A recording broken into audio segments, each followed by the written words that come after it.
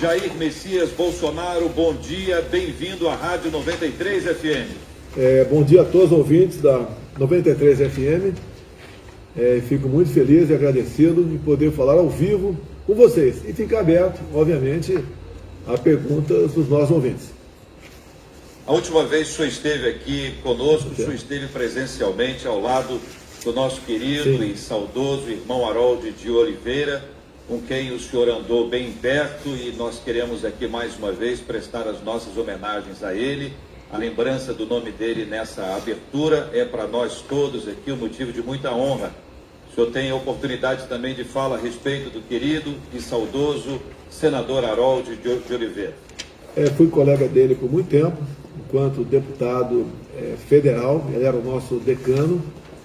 Também algo mais me unia a ele, ele foi oficial do Exército, cursou a Academia Militar das Agulhas Negras, chegou ao posto de capitão e daí enveredou-se pela política. Era uma pessoa agregadora, amiga, afável, sempre disposta a colaborar. Depois entrou naquela chapa com meu filho Flávio e os dois acabaram se elegendo senador pelo Rio de Janeiro.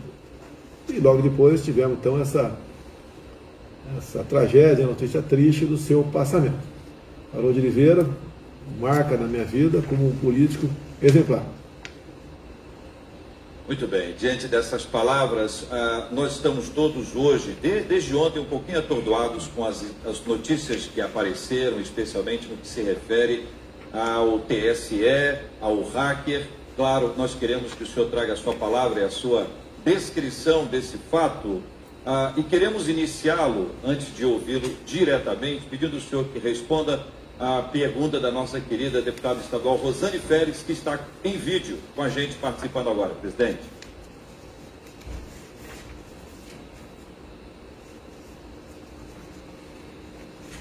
Olá, ouvintes do Debate 93, meu querido J.R. Vargas. Também quero cumprimentar o nosso presidente Jair Messias Bolsonaro. Presidente, a minha pergunta é sobre o tão polêmico voto impresso auditável, que aliás está sendo votado hoje na comissão, né? Que semana, hein, presidente? Abriu inquérito contra o senhor, muita polêmica. Mas enfim, quando falamos desse assunto, há quem diga: tem tantas coisas mais importantes para serem discutidas nesse país.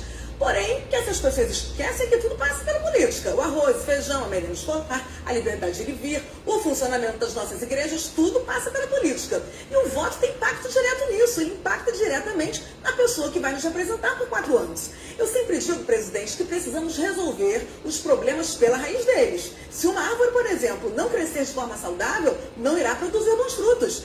Tem gente também que diz que nas últimas eleições o senhor se elegeu, seja para deputado, presidente, no modelo atual da urna eletrônica. Isso realmente é uma verdade. Porém, graças a Deus, o senhor teve uma quantidade muito expressiva de votos. Já vimos, por exemplo, candidatos que perderam por um voto de diferença. Ou seja, um voto pode ser determinante no resultado de uma eleição. E mais, né? Se os computadores do mundo, gente, têm pelo menos um tipo de vulnerabilidade, por que a urna eletrônica seria diferente? Como diz o ditado, é melhor pecar pelo excesso do que pela falta de cuidado. E pelo que estamos entendendo, o senhor não está defendendo o fim da urna eletrônica, e sim o aperfeiçoamento dela. Porém, presidente, existe uma outra indagação que em princípio parece pertinente. E aí eu lhe pergunto, atualmente a urna é auditável ou não? E como vai funcionar a partir dessa nova proposta? Presidente. Ela quase respondeu tudo para mim, né? Mas eu faço um complemento aí. A urna não é auditável. Temos 2 laudos da Polícia Federal dizendo isso. Ela não é auditável. O que você vê no final da noite de domingo, ao final de uma apuração, se você apertar o botão para recontar tudo de novo, vai dar exatamente o mesmo número. Até mesmo uma pesquisa com peritos internacionais foi contratada pelo PSDB em 2004, quando a Aécio perdeu no segundo turno para Dilma Rousseff. E o Carlos Sampaio, presidente do PSDB, deu uma coletiva e falou que com todos os métodos, com todo avanço das questões voltadas à tecnologia, a conclusão foi que a urna era inauditável. Bem, e críticas a ela remontam a muito tempo. 2004 foi o ano que faleceu Leonel Brizola. E, obviamente, antes de ele falecer, ele colocou em dúvida esse processo de eleição no Brasil. Você vê na internet dezenas de vídeos, centenas de vídeos de pessoas comuns falando que, por ocasião das eleições de 2018, ia votar, ele apertava e aparecia nulo. Ele apertava o 17 e aparecia a foto do Haddad. E realmente muita coisa aconteceu. Eu acredito que eu tenha sido eleito porque tive muito voto. O que nós queremos por ocasião das eleições é transparência, é o voto democrático, é todos terem a certeza que o candidato que ele votou, não interessa para presidente ou para vereador, aquele voto seja efetivamente contado para aquela pessoa. A semana passada eu fiz uma live e você pode ver, em tempo real, o TSE rebatia a gente. Com fake news, mas rebatia a gente. Com mentiras, mas rebatia a gente. E no dia de ontem, uma live especial, né, porque foi numa quarta-feira, o TSE não rebateu nada do que nós falamos. Por quê? Porque nós pegamos um inquérito da Polícia Federal, onde eles apuraram a invasão de um hacker no sistema eleitoral do TSE. E só foi aberto esse inquérito porque o hacker resolveu dar uma entrevista anônima, obviamente, para uma fonte de imprensa, e isso foi divulgado. Bem, o que o TSE disse à Polícia Federal, assinada pelo diretor de tecnologia, o senhor Giannini? Ele reconheceu que desde abril de 2018 até novembro de 2018, você pega então todo o período eleitoral, incluindo o primeiro e o segundo turno, onde ele afirma, ele assina embaixo que o hacker entrou e passeou e ficou hospedado no coração do sistema ao longo desses 8 meses. Nada pode dizer o contrário se não passeou antes de abril de 2018. Ele disse, inclusive, assinado embaixo pelo próprio senhor Giannini do TSE, que ele teve acesso às chaves criptográficas. E diz lá que não acredita que ele tenha alterado a quantidade de votos por ocasião das eleições federais, mas diz claramente que pode ter acontecido em Aperibé, no Rio de Janeiro. E eu pergunto, o que o TSE fez, além de fazer de tudo para que esse inquérito não fosse para frente? Não fez nada. Divulgamos no dia de ontem, o inquérito continua em aberto, a Polícia Federal vai, obviamente, acelerar a tomada de depoimentos para que se chegue a um parecer final, mas a conclusão já está feita. O próprio TSE falou que as urnas, o sistema eleitoral é vulnerável, o próprio TSE. Então o que nós devemos fazer? Devemos, obviamente, colocar um filtro nisso. Usar, por exemplo, as urnas adotadas no Paraguai aqui do lado, em vários outros países do mundo, que é uma urna exatamente igual à nossa, muito parecida com a nossa, mas que tem um plug onde você coloca uma impressora. A pessoa vota, olha na tela do seu computador o nome daquelas pessoas que ele votou, esse voto é impresso num pedacinho de papel, você não bota a mão no papel, que tem um visor em acrílico, e você concordando, tu aperta um botão, este voto impresso no papel cai automaticamente dentro de uma urna, que após o término das apurações, naquele domingo, né, por volta das 17 horas, começa também, paralelamente ao sistema eletrônico, a apuração da votação em papel. Isso chama-se contagem pública dos votos. Que todo ato administrativo, e o fato de votar é um ato administrativo, ela tem que ter publicidade, ela tem que ter transparência, coisa que não tem no momento. Agora eu pergunto, por que o ministro Barroso joga todas as fichas contra o voto auditável, contra o voto impresso, contra o voto democrático? Obviamente que ele tem algum interesse que eu não consigo entender, né, ou decifrar qual seja, porque não seria leviano começar a acusá-lo de forma aleatória. Então, eleições democráticas tem que ser igual aquela história de mulher de César. Não basta ser honesta, tem que parecer honesta. E não tem trabalho nenhum para o TSE implementar o voto impresso do lado. Recurso tem. Quem vai dar o recurso é o governo federal. Não justifica o Barroso falar que teria uma grande burocracia nos locais distantes trazer essas urnas de volta. Porque as Forças Armadas vão fazer esse trabalho como sempre fizeram. Então, o medo do voto em cédula, sem contato manual, o medo de termos um sistema auditável, é por parte do senhor ministro Barroso, que devia agir exatamente de maneira ao contrário. Diante da resistência dele, presidente, diante dos fatos obtidos a partir de ontem, os documentos aos quais o senhor se refere, nós tivemos também acesso a eles por meio das suas publicações no Twitter. Pergunta ao senhor, é possível então que haja, por meio da iniciativa do deputado Eduardo, a CPI? O caminho é esse para que se descubra exatamente o que está por trás desse hacker ou dos perigos que envolvem a eleição? Uma vez mais, ressaltando uma fala do senhor, que o senhor não está se referindo à eleição presidencial, mas às eleições como um todo, porque todas elas teriam este impacto, essa influência do hacker ou de qualquer outro hacker, né? Nós estamos falando de uma pessoa, né? Quando o senhor está falando sobre o hacker, nós estamos falando sobre um hacker, um jovem, bastante jovem ainda. Não se sabe se teriam outros e quais seriam esses interesses. Olha, toda vez, eu não sou especialista nessa área, né, mas temos informações, toda vez que alguém entra num computador como esse do TSE, ele deixa rastros, chama-se log. Então, tudo que esse hack fez de abril a novembro de 2018, ele deixou suas pegadas no log. E tão logo começou o inquérito da Polícia Federal, o que o TSE fez? E está escrito lá, assinado pelo senhor Janine. Ele simplesmente apagou os logs. É a mesma coisa, num recinto, houve um crime, tem um corpo no chão, e você vai colher digitais. Só que o perito apaga as digitais, ele passa um pano em tudo quanto é local que poderia ter essa digital. Isso aí chama-se obstrução da justiça, isso é crime. E o TSE fez isso, apagou todas as pegadas. Agora, como você disse, um outro hack pode ter também invadido, pode ter pego a chave criptográfica, bem como o próprio TSE diz que um servidor teve a sua senha furtada, né? Pode ter sido até por livre espontânea vontade dada, mas o TSE diz que teve a senha furtada, bem como a senha de um ministro, Sérgio Banhos, do próprio TSE. O próprio TSE disse isso.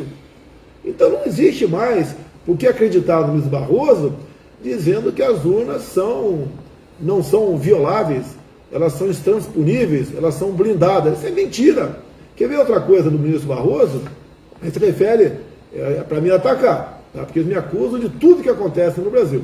Ele diz que não é possível o voto em papel, tendo em vista a milícia, o PCC e o crime organizado, que teria acesso a esse papel quando o eleitor deixar de votar. Então mente descaradamente o ministro Barroso que o papel não vai para as mãos do eleitor. Fica dentro lá da sessão eleitoral, dentro lá de uma cédula. Que, repito, esse papel vai para dentro da cédula, vai para dentro da urna, sem contato manual por parte do eleitor. Isso vai automaticamente para lá. Agora, respondendo também, quando alguns perguntam para mim, né? O deputado e presidente sempre foi eleito, por que desconfia agora? Bem, vamos lá. A tecnologia, os bancos investem uma fortuna para que o seu sistema não seja violado, para que hackers não entrem na sua conta e transfira para outra conta, né, o seu dinheiro. E essa tecnologia das urnas é desde 1996. Nada foi mudado de lá para cá. Nada. Então, se os bancos usassem a mesma tecnologia de 1996, está na cara que ninguém poderia confiar que ao ele ir no banco sacar o dinheiro do seu pagamento, aquele dinheiro estivesse lá. Então, essa questão tem que ser atualizada, tem que ser modernizada dia a dia. A nossa urna eletrônica é de primeira geração, onde países outros que adotam esse sistema eletrônico, as urnas são de terceira geração. O Paraguai é um país que dá exemplo para nós. Conversei com o presidente do Paraguai, o senhor Marito. Ele está disposto, se houver interesse por parte do TSE, obviamente, mandar para cá algumas pessoas da sua justiça eleitoral juntamente com as urnas, para nos ensinar, o Paraguai, de como podemos fazer uma eleição onde não haja dúvidas da sua lisura. E é duro a gente ouvir do presidente do TSE, o ministro Luiz Barroso, que é também do Supremo Tribunal Federal, ser contrário ao voto democrático, contrário à contagem pública de votos. Agora, as histórias, né? Muita gente, se você pegar 10 pessoas aí do teu lado, pelo menos uma vai falar, não, teve um amigo, um vizinho que foi votar no 17 para presidente em 2018 e não conseguiu votar. Agora, você não encontra ninguém que foi votar no 13 e não tenha conseguido. Presidente, e quanto à questão da CPI? A CPI precisa de 171 assinaturas, é 1/3 da Câmara dos Deputados. Eu não sei se... porque não é fácil colher as assinaturas, que muita gente não quer se comprometer com nada. Agora, é uma CPI, no meu entender, vital para a democracia. Falou em voto, isso daí, o voto é a alma da democracia, ela tem que sair. E a peça-chave é esse inquérito da Polícia Federal de 2018. Está tudo ali documentado, assinado pelo próprio senhor Giannini. Deixar bem claro, esse senhor Giannini foi convidado a comparecer à comissão especial que estava discutindo a adoção do voto impresso, e ele se negou a comparecer. Deixar bem claro que esse Giannini está há mais de 20 anos dentro do Tribunal Supremo Eleitoral e é considerado como o pai do voto eletrônico, o papa lá de dentro. E quando começou a aparecer essas questões, onde trouxe a público a desconfiança do voto eletrônico, a quantidade de indícios que a gente vinha apresentando, o que ele fez?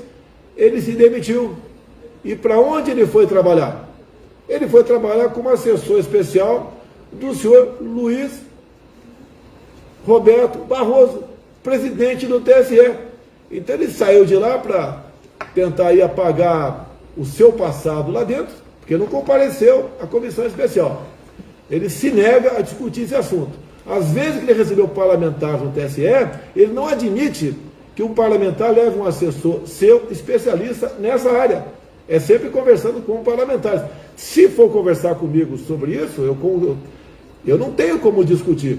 Eu tenho que levar alguém que entenda do assunto para dentro do TSE. Então ele sempre se omitiu, ele sempre fugiu desse debate.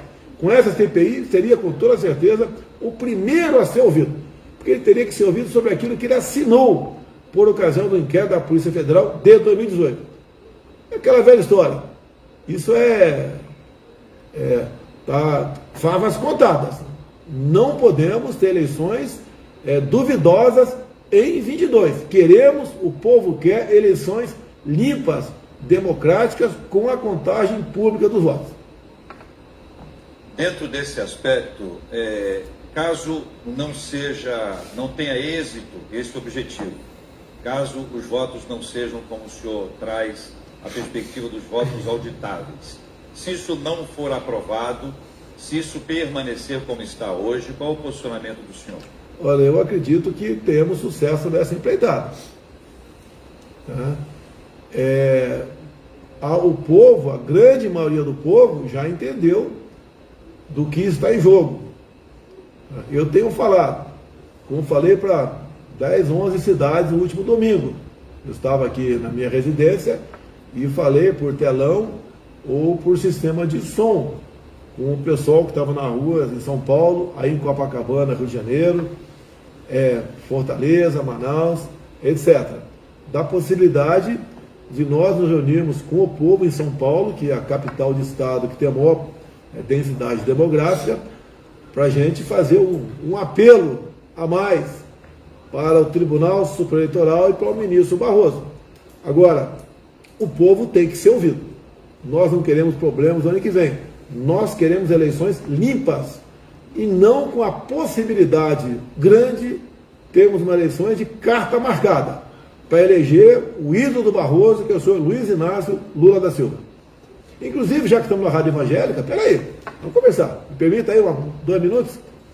Quem é o senhor Luiz Barroso? Ele chegou ao Supremo por indicação do PT por ter defendido um terrorista, Cesare Battisti. Dentro do Supremo, ele começou a botar seu ativismo judicial a serviço da sua ideologia. Ele é favorável à legalização do aborto. Ele é favorável à legalização das drogas. Ele é favorável à diminuição do estupro de vulnerável. O que é isso? Se uma menina de 14 anos tem relações sexuais com um adulto, isso não é estupro. Acima de 14 anos. Abaixo de 14 anos, mesmo com o consentimento da menina, isso é estupro. E ele quer baixar essa idade de 14 para 12 anos. Eu pergunto, eu tenho uma filha que está fazendo 11 anos agora. A partir do ano que vem, se alguém barbado tiver relações com ela, com 12 anos de idade, qual é o meu comportamento? Recorrer à justiça? Não adianta. Alguém acha justo isso? Agora, esse mesmo Barroso, que acha que uma menina de 12 anos pode ter relações sexuais com um adulto, que ela sabe que está fazendo, ele mesmo é contra a redução da modalidade penal de 18 para 16 anos. Isso é um pequeno retrato do que é o senhor Luiz Roberto Barroso.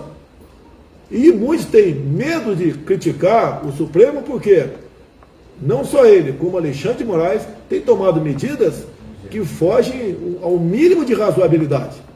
O senhor Barroso mantém preso um deputado federal que usou da sua liberdade de expressão. Mesmo a grande maioria da população não ter concordado com os termos do deputado, ele é inviolável por suas palavras, opiniões e votos. O senhor Alexandre de Moraes acusa todo mundo de tudo. Bota como réu no seu inquérito sem qualquer base jurídica, para fazer operações intimidatórias, busca e apreensão, ameaça de prisão ou até mesmo prisão. É isso que ele tem fazendo. E a hora dele vai chegar, porque ele está jogando fora das 4 linhas da Constituição há muito tempo. Eu não pretendo sair das 4 linhas para questionar essas autoridades, mas acredito que o momento está chegando. Não dá para continuarmos com um ministro arbitrário, ditatorial, que não respeita a democracia, que não leu a Constituição, ou se leu, aplica de acordo com o seu entendimento para cada vez mais agredir não só a democracia, bem como atingir os seus objetivos dessa forma. Isso é inadmissível numa democracia. E quero repetir aqui, se o povo paulistano achar que eu devo comparecer à Paulista daqui a 2, 3 domingos, irei com o maior prazer. E seria mais um recado para aqueles que ousam estar à margem da nossa Constituição. E ele fez um absurdo agora, me colocou como réu naquele inquérito fake news dele. O inquérito é nome de fake news, mas fake news é o próprio Alexandre de Moraes. Ele é mentira em pessoa dentro do Supremo Tribunal Federal. Repito, o que eu mais quero é harmonia, é paz, porque a população tem muita coisa que precisa do governo federal para poder viver com dignidade. E, lamentavelmente, a atitude desse homem, juntamente com o outro Barroso, tem nos tirado um tempo enorme para que possamos bem trabalhar para o futuro do Brasil.